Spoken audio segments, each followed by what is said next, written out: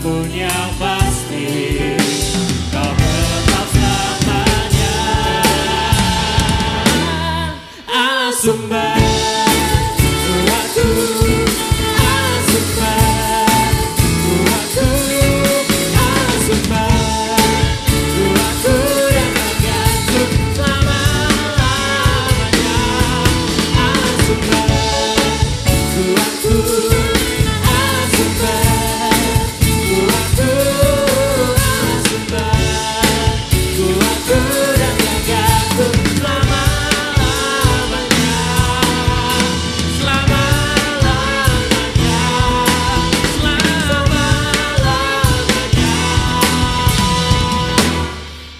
selamanya.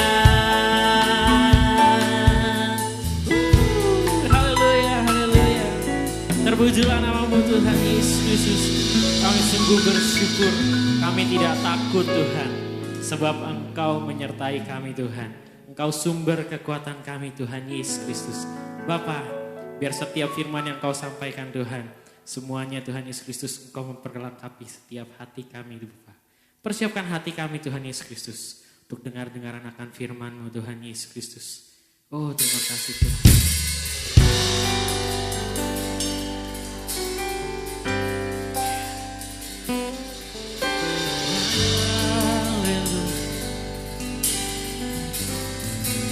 Ku tidak takut,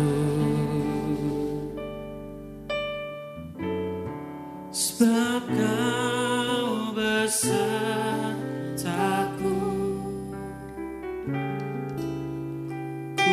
Tidak bimbang, sebab Engkau Allahku. Kau yang meneguhkanku,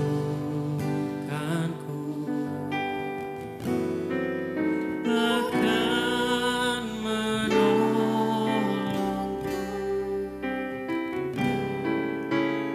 Kau batu karangku, Yesus Tuhan.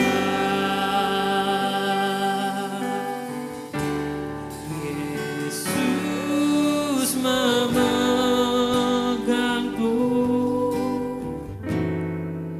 dengan tangan kananmu.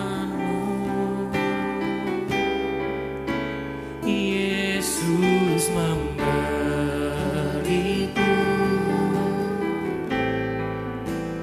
kemenangan.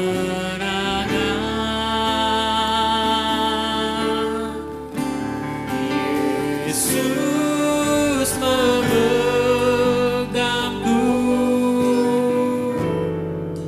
dengan tangan kananmu. Yesus memberiku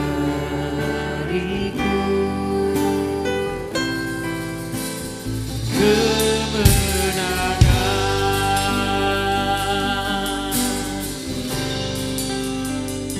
Haleluya. Ku tidak takut Tuhan. Ku tidak takut, sebab Kau besertaku.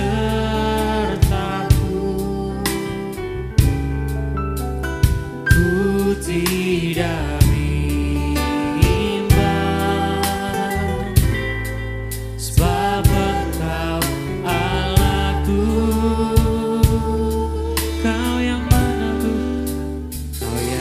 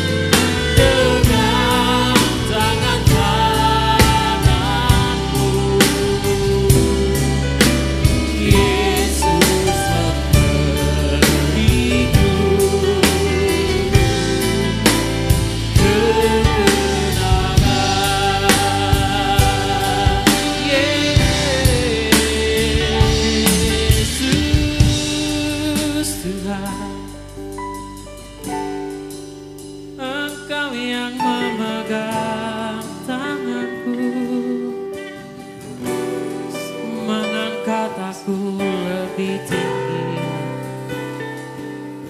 mengangkat aku lebih tinggi.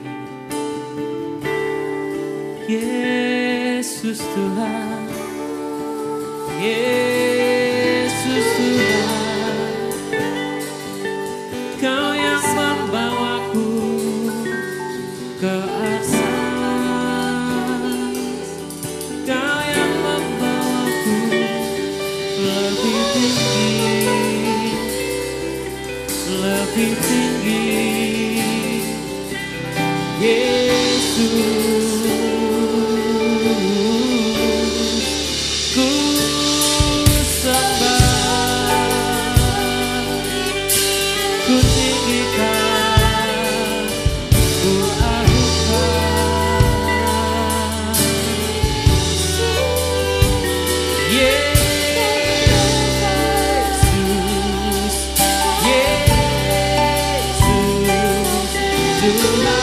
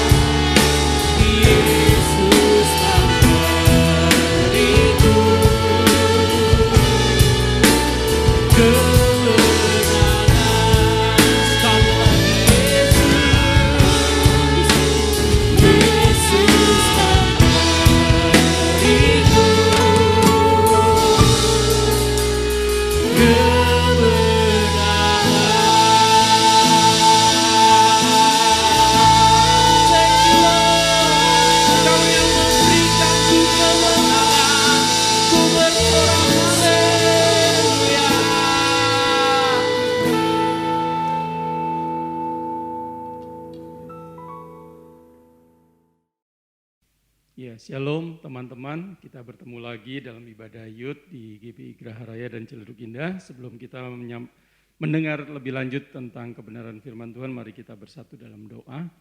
Terima kasih Tuhan buat kesempatan yang baik pada hari ini kami boleh ada di dalam komunitas Youth di tempat ini. Dan kami boleh beribadah kepadamu, memuji namamu.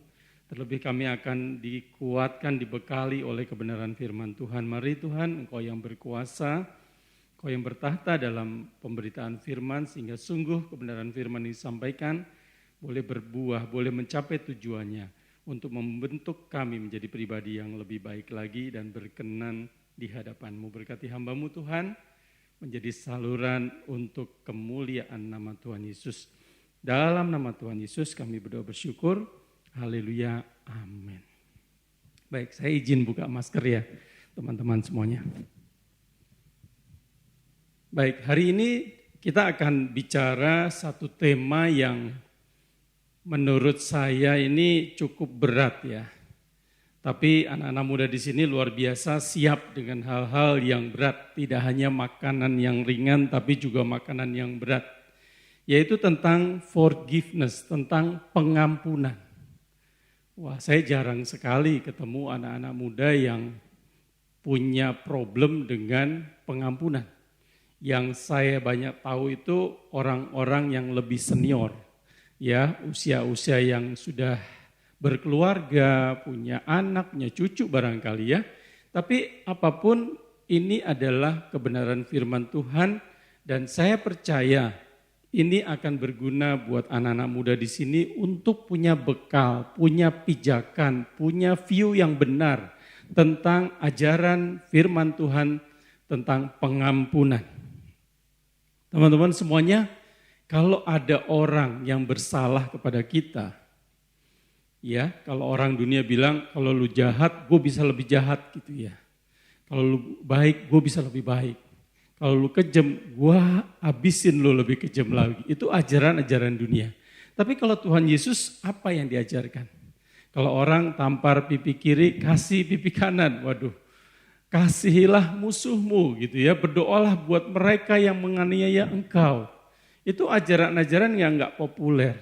Di kalangan anak muda di dunia ini itu enggak populer. Tapi hari ini kita mau belajar bagaimana pengajaran Tuhan Yesus khususnya juga firman Tuhan tentang pengampunan. Yuk kita baca Matius 21.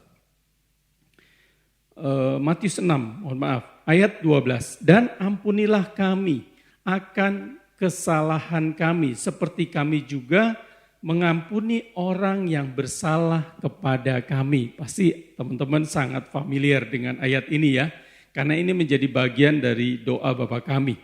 Ayat 14-nya, karena jikalau kamu mengampuni kesalahan orang, Bapamu yang di surga akan mengampuni kamu juga. Tetapi jikalau kamu tidak mengampuni orang, Bapamu juga tidak akan mengampuni kesalahanmu. Itu adalah ajaran yang Tuhan Yesus ajarkan kepada murid-muridnya. Dan sampai hari ini masih relevan dalam hidup kita. Teman-teman, kalau kita punya kemampuan, dimampukan oleh Tuhan, oleh Roh Kudus, untuk memaafkan, untuk mengampuni orang yang bersalah kepada kita. Satu, itu karena memang ajaran Tuhan. Itu perintah Tuhan. Tapi itu juga menunjukkan kualitas siapa kita. Jadi ketika kita mengampuni orang, memaafkan orang, bukan karena siapa dia gitu ya. Bukan karena statusnya orang tersebut. Tetapi itu menunjukkan siapa kita. Kualitas kita sebagai anak-anak Tuhan. Dan hari ini kita mau belajar itu. Apakah ketika kita mengampuni, memaafkan orang, itu merubah masa lalu? 2 tahun yang lalu, 5 tahun yang lalu orang pernah memfitnah kita, menyakiti kita, menusuk kita dari belakang. Apakah itu akan merubah kejadian itu? Enggak, kejadiannya tetap. Tetapi ketika kita ambil keputusan untuk melupakan itu, memaafkan itu, mengampuni itu, sejak detik itu ke depan, hati kita bersih. Hati kita bersih. Kita tidak ada beban, kita tidak ada dendam, kita tidak terhanyut dalam kepahitan, dendam masa lalu. Kita menyongsong masa depan dengan hati yang bersih, dengan hati yang baik. Tidak ada dendam, tidak ada kotoran dalam hidup kita. Teman-teman semuanya, hari ini saya mau bicara yang praktis-praktis ya. Apa yang Tuhan ajarkan dan teladan apa yang Tuhan ajarkan maupun tokoh-tokoh Alkitab ajarkan tentang kebenaran firman Tuhan tentang pengampunan ini. Contoh pertama yaitu teladan utama kita yaitu Tuhan Yesus. Teman-teman, apa yang sangat populer Tuhan Yesus katakan ketika dia di atas kayu salib. Ya, ketika dia datang ke dunia tujuannya menyelamatkan saudara dan saya, betul? Yohanes 3 ayat 16, tujuannya menyelamatkan saudara dan saya yang sangat berdosa. Dan pada saat dia datang ke bumi, ya tentunya di tanah Yerusalem, di Israel sana, yang hari ini juga masih ada bukti-bukti sejarahnya. Dia datang untuk menyelamatkan saudara dan saya. Tetapi orang-orang pada zamannya itu karena termakan fitnah, karena ada skenario besar untuk menyalibkan, untuk menangkap Tuhan Yesus, akhirnya Tuhan Yesus disalib. Lukas 23 ayat 33 atau 34. Yesus berkata ketika di atas kayu salib, "Ya Bapa, ampunilah mereka sebab mereka tidak tahu apa yang mereka perbuat." Dan mereka membuang undi untuk membagi pakaiannya. Ayat berikutnya, orang banyak, tidak sedikit, orang banyak berdiri di situ dan melihat semuanya. Pemimpin mengejek dia, katanya orang lain ia selamatkan. Biarlah sekarang ia menyelamatkan dirinya sendiri jika ia adalah Mesias, orang yang dipilih Allah. Wah, ini Tuhan Yesus itu kasihnya luar biasa. Betul, kita sebagai anak Tuhan, kekristenan itu identik sekali dengan kasih. Dia sudah disakiti sedemikian rupa oleh orang banyak, dia masih bisa berdoa, "Ya Bapa, ampunilah orang banyak ini, ampunilah mereka karena mereka tidak tahu apa yang mereka perbuat." Teman-teman, sebetulnya peristiwa ini gak beda jauh, gak beda lama dengan ketika apa? Ketika Yesus melakukan banyak tanda mukjizat, orang pada zamannya terheran-heran mengikuti dia kemanapun Tuhan Yesus pergi diikuti. Saya bacakan ya Matius 21 ayat 8, ayat-ayat sebelum ketika Tuhan Yesus disalib.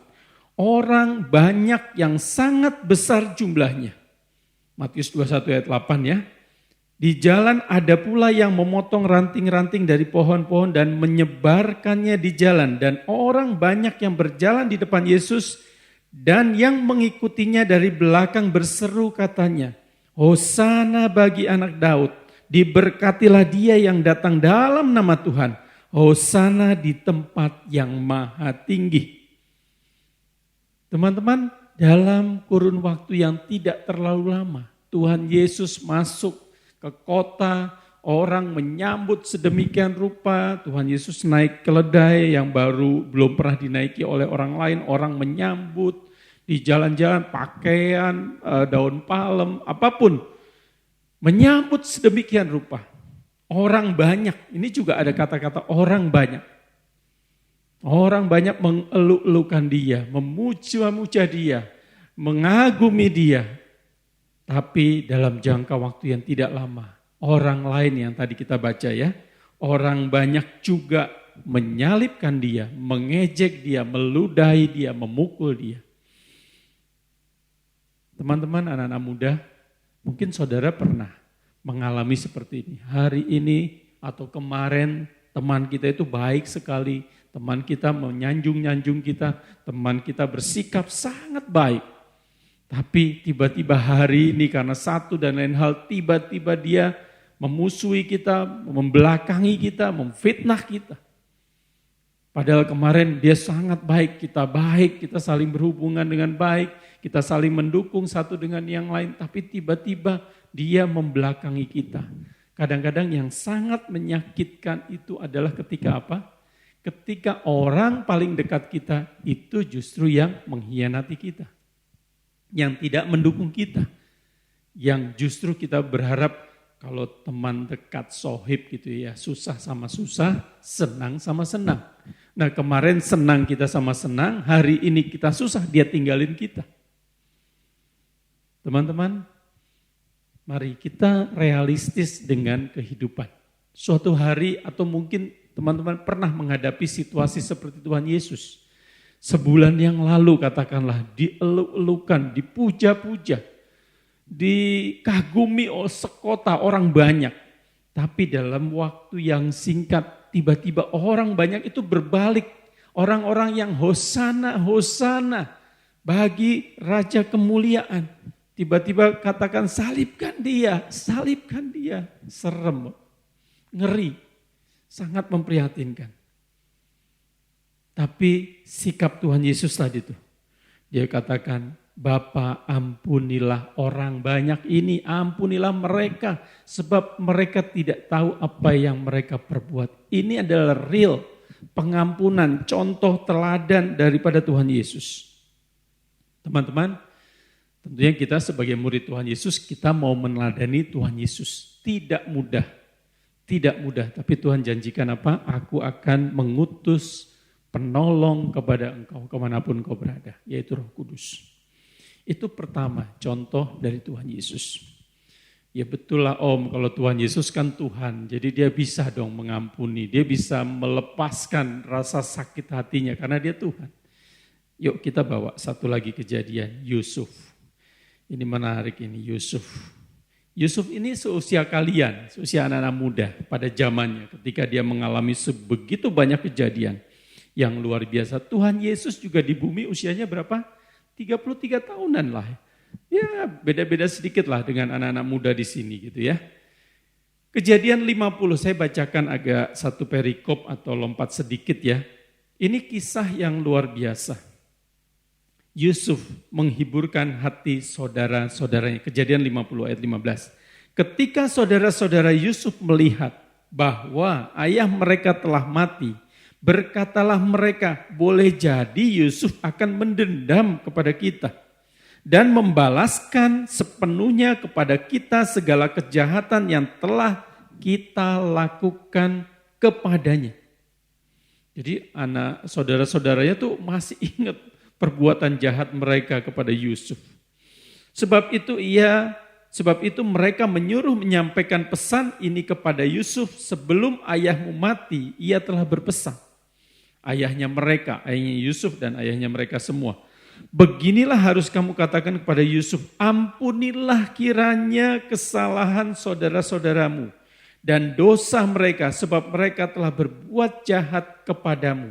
Maka sekarang ampunilah kiranya kesalahan yang dibuat hamba-hamba Allah ayahmu. Lalu menangislah Yusuf ketika orang berkata demikian kepadanya.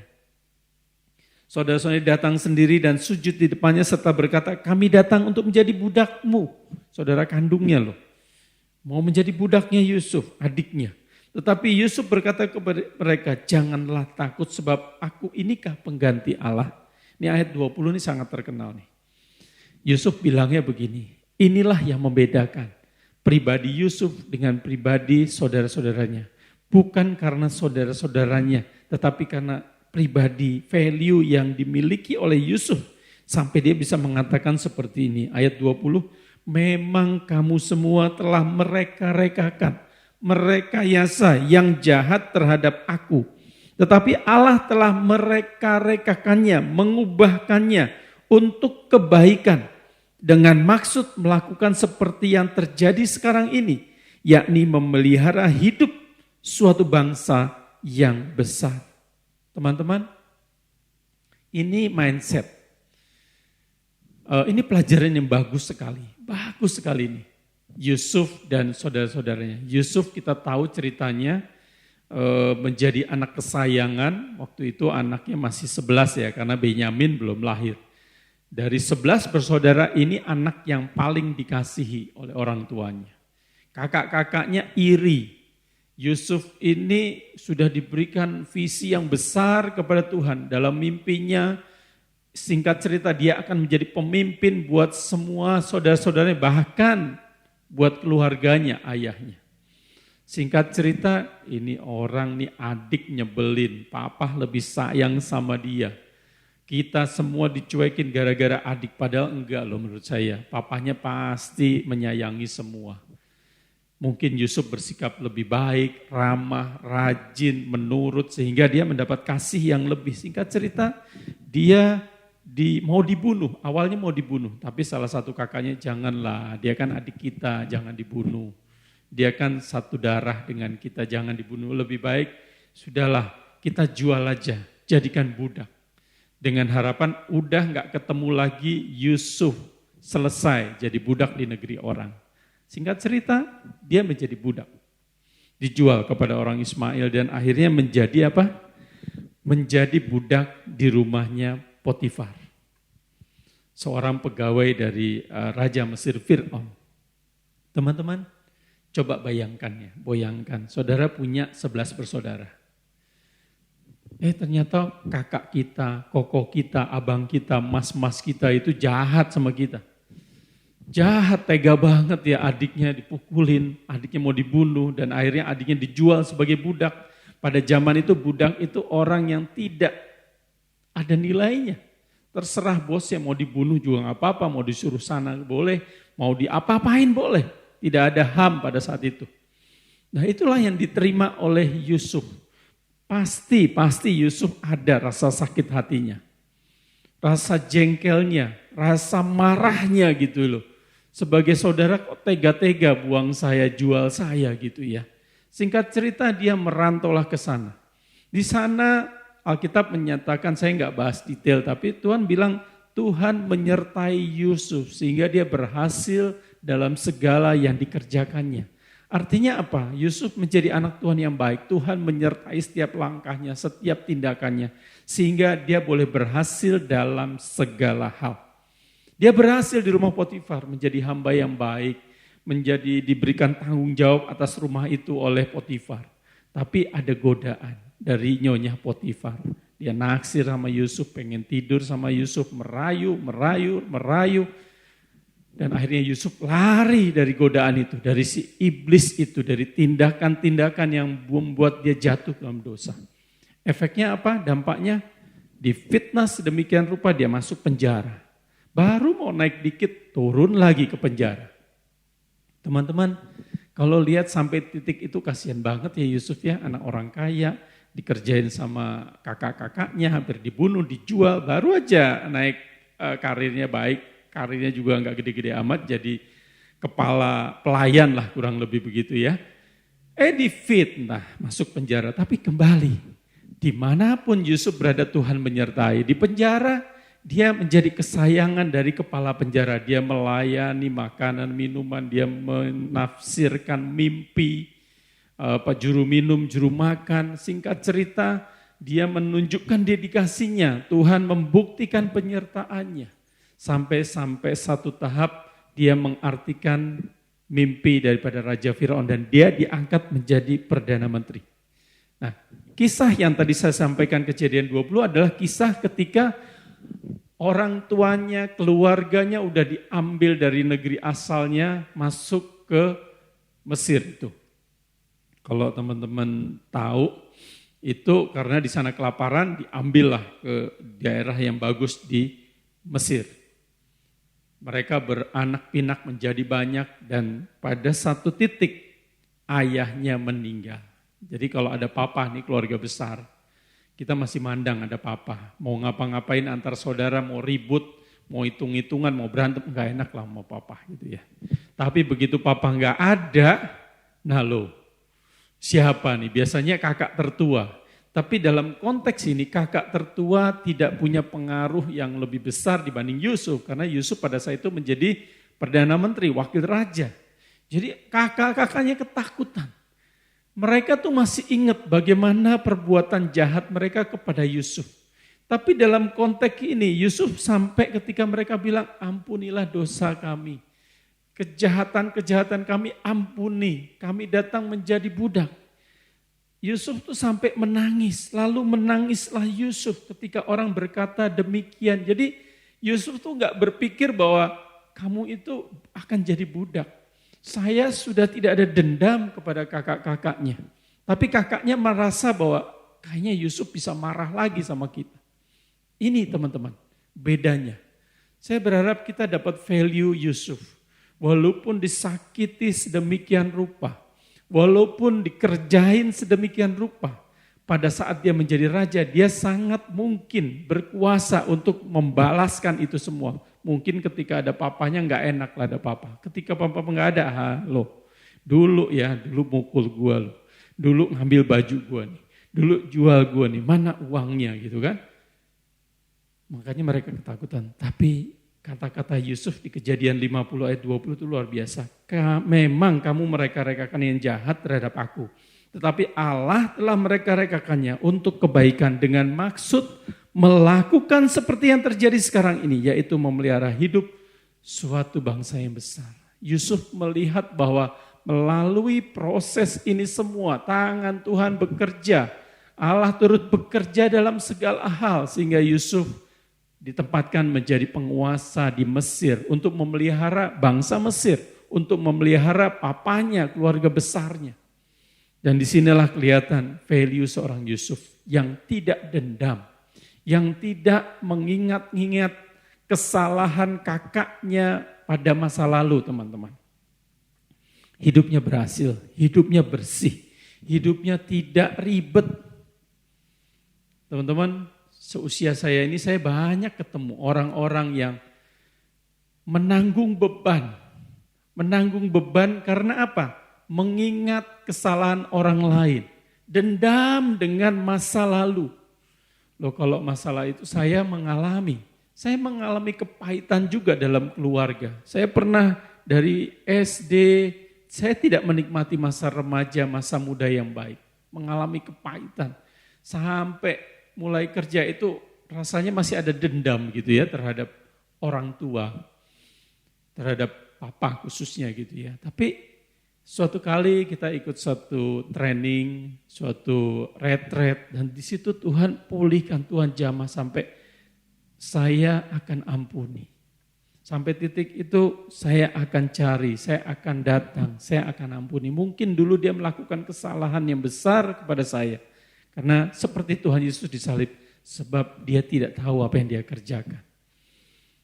Teman-teman, anak-anak muda, kalian bisa menjadi dewasa. Jadi menjadi tua itu pasti, menjadi dewasa itu proses, menjadi pilihan. Dipenuhi firman Tuhan, diisi firman Tuhan, sehingga kalian bisa menjadi lebih dewasa. Saya banyak konseling orang-orang yang secara usia lebih dewasa, lebih tua dari saya. Saya bisa berbagi berkat, saya bisa berbagi sharing pengalaman, saya bisa menguatkan dia tentunya dengan kebenaran firman Tuhan. Dan saya percaya anak-anak muda di sini juga bisa melakukan. Teman-teman, saya tutup dengan satu kesaksian, yaitu tokoh yang namanya Nelson Mandela. Mungkin teman-teman pernah dengar nama itu. Mungkin di zaman saya itu cukup populer. Beliau adalah tokoh penentang apartheid, yaitu kebijakan membedakan warna kulit di Afrika Selatan. Singkat cerita dia dipenjara berpuluh-puluh tahun oleh penguasa pada saat itu. Dia disiksa, dimasukin penjara, dilecehkan sedemikian rupa. Ada satu peristiwa yang sering ditulis, teman-teman bisa lihat nanti di YouTube kah, di googling segala macam. Ada satu peristiwa ketika dia kepalanya dibalik, ditaruh bawah, kakinya di atas, terus mohon maaf sama sipirnya dikencingin mukanya. Saudara bisa bayangkan ya, kalau mohon maaf kalau disalib begini, tapi kepalanya di bawah, kencingnya pasti kan di daerah mukanya. Itu mungkin setelah itu dibersihkan selesai, tapi sakitnya itu loh, merasa terhinanya itu loh. Itu bisa orang terngiang-ngiang terus, wah sakit hati ini, kurang ajar ini orang. Ini wah luar biasa ini, enggak berperi kemanusiaan gitu. Tapi kembali, dalam proses berikutnya ternyata dia dibebasin. Pak Nelson Mandela ini dibebasin. Tidak hanya dibebasin, dalam proses politik di negaranya dia terpilih menjadi presiden. Wah loh. Itu lawan-lawan politiknya orang-orang dulu yang menyakiti udah deg-degan gitu ya. Kemudian dia suruh ajudannya cari itu orang-orang sipir yang dulu menyiksa saya di penjara. Dia bilang ketemu sipirnya takut dia. Aduh ini dulu yang gue kencingin ya, sekarang jadi bos gue jadi presiden, dia mau bisa apa aja terhadap saya. Tapi Nelson bilang hal pertama yang kulakukan ketika menjadi presiden, saya ingin mengampuni kamu. Wah itu seluruh dunia tuh tertegun. Itu orang bisa nangis kencing-kencing gitu ya. Gantian dia terkencing-kencing di tempatnya mungkin ya karena ketakutan. Tapi dia menunjukkan value yang luar biasa seperti Yusuf. Dulu kamu menghina saya, kamu berlaku tidak sopan, berlaku sangat kejam kepada saya. Hari ini saya presiden, saya berkuasa, tapi saya ampuni kesalahan. Wah, teman-teman, itu value yang luar biasa. Saya rindu anak-anak muda di tempat ini juga punya value yang luar biasa. Itu yang membedakan Yusuf dengan saudara-saudaranya. Itu yang membedakan pribadi seorang Nelson Mandela dengan para sipirnya itu. Teman-teman, memang gak gampang. Gak gampang. Ada lagi si tokoh Daud dan lain sebagainya, tapi waktunya sudah gak memungkinkan. Saya tutup dengan satu ayat, yaitu Yohanes 14 ayat 15-17. Jadi kalau dengan kekuatanmu, dengan kekuatanku, kita ini maunya mengampuni. Kita maunya berbuat baik, kita maunya menurut firman Tuhan. Tapi Alkitab katakan justru yang sebaliknya, justru yang jahat yang kita kerjakan. Makanya kita butuh ini, seorang pribadi penolong. Yesus menjanjikan penghibur, Yohanes 14, jikalau kamu mengasihi aku, Tuhan Yesus katakan seperti itu, kamu akan menuruti segala perintahku.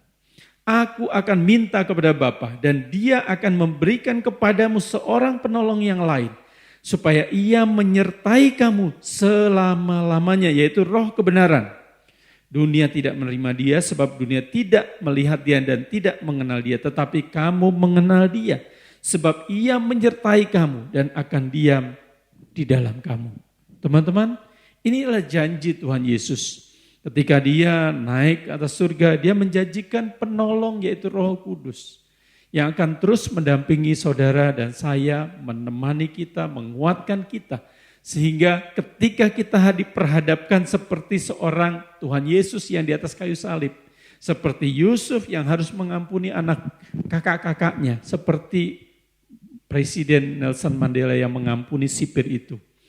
Itu kalau bukan kekuatan Tuhan, bukan damai sejahtera dari Tuhan, bukan Roh Kudus yang memberikan kekuatan, tidak bisa, tidak mungkin. Tidak mungkin. Teman-teman nanti akan ketemu banyak dalam perjalanan hidup kalian, semakin dewasa, akan ketemu banyak orang yang tidak bisa melepaskan pengampunan. Dan hidupnya tertekan, seperti dihantui, seperti diliputi dengan beban yang berat gitu ya. Tidak bisa lepas gitu loh. Ada pepatah bilang 1000 teman itu kurang. Satu musuh itu aja udah banyak, kebanyakan.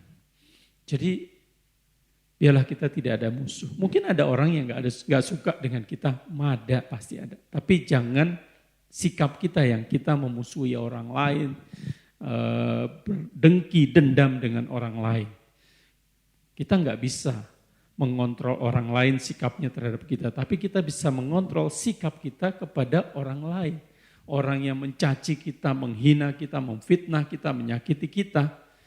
Ingat, Tuhan Yesus pernah lebih sakit dari saudara. Yusuf pernah lebih sakit dari saudara. Tokoh yang namanya Nelson Mandela itu lebih sakit dari saudara.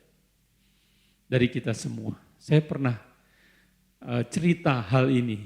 Ada orang yang dari mudanya teman-teman sakit hati kepada keluarganya. Dia bekerja sedemikian rupa, banting tulang, gak ada libur, pengen kaya. Supaya apa sih? Supaya membalaskan dendamnya. Jadi motivasinya tuh jadi pengen membalas dendam. Saya sedih, saya kasihan, seumur hidupnya itu dia terbebani dengan dendam. Dia kalau kebayang saudaranya itu, wah dia jadi semangat. Dia pengen membalas dendam, dia pengen balik lagi mengalahkan, menyakiti saudaranya itu.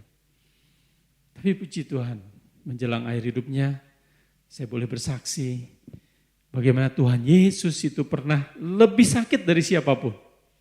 Datang niatnya baik menyelamatkan, disalibkan. Kan luar biasa itu sakitnya. Tapi Tuhan Yesus katakan, ampunilah mereka. Sebab mereka tidak tahu apa yang mereka berbuat. Biarlah anak-anak muda di tempat ini kita dapat value yang baik tentang pengampunan. Tidak mudah, tapi Tuhan bilang, aku akan memberikan penolong untuk memampukan kamu melakukan, menjadi pelaku-pelaku firman. Amin buat firman Tuhan. Mari kita bersatu dalam doa. Terima kasih Tuhan buat kesempatan kami boleh menyampaikan firman Tuhan. Hamba-Mu sudah selesai berbicara, tapi Roh Kudus, mari Tuhan ajarkan, Roh Kudus ajarkan kepada setiap mereka yang mendengar firman Tuhan ini. Biar firman-Mu itu tidak kembali dengan sia-sia, tapi mengubahkan setiap mereka yang mendengar. Bahkan hamba-Mu dipulihkan, hamba-Mu boleh diingatkan kembali. Punya kekuatan untuk mengampuni bahkan orang-orang yang bersalah, orang-orang yang berlaku tidak adil kepada hamba-Mu Tuhan. Baik yang dulu maupun hari-hari ini. Kami percaya kekuatan itu daripada-Mu Tuhan. Terima kasih Bapa, terima kasih. Terpujilah nama-Mu. Di dalam nama Tuhan Yesus kami berdoa bersyukur. Haleluya, haleluya. Teman-teman, kita akan mengakhiri sekaligus ibadah pada hari ini. Mari angkat kedua tanganmu, biarlah berkat yang terbaik dari Tuhan boleh menjadi bagian hidupmu. Biarlah Tuhan yang memberkati engkau dan melindungi engkau. Tuhan menyinari engkau dengan wajahnya dan memberi engkau kasih karunia. Tuhan menghadapkan wajahnya kepadamu dan memberi engkau damai sejahtera. Biarlah segala berkat rahmat anugerah dari Bapa di sorga, cinta kasih yang sempurna dari Tuhan Yesus, serta pertolongan Roh Kudus akan menyertai engkau, anak-anak muda di sini. Harapanmu luar biasa di dalam Tuhan, masa depanmu cerah di dalam Tuhan. Dan kami terima seluruh berkat-Mu di dalam nama Tuhan Yesus Kristus. Semua yang percaya katakan amin. Haleluya, Tuhan Yesus memberkati. Amin.